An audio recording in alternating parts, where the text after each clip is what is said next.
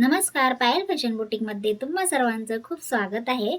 तर आजच्या व्हिडिओमध्ये आपण क्रॉस स्टिच कशी करायची ते पाहणार आहोत. तर त्यासाठी कनेक्ट राहा आपल्या चॅनलला.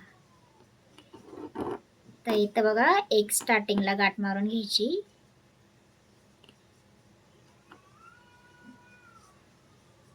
या प्रकारे.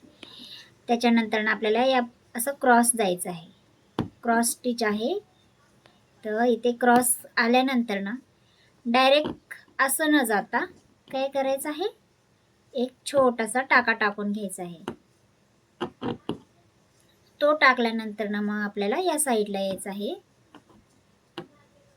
पुन्हा एक छोटा टाका. क्रॉस स्टिच आहे म्हणून आपल्याला क्रॉसमध्येच जायचं आहे.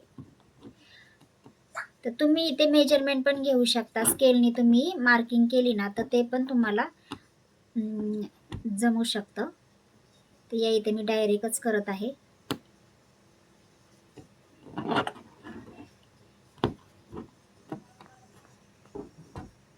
एक लॉंग टाका घ्यायचा आहे, एक आणि शॉर्ट टाका घ्यायचा आहे.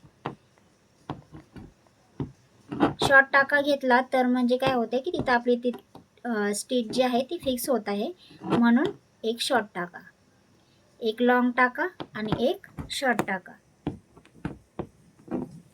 अशी घेऊन ही डिझाइन आपण कंप्लीट केलेली आहे.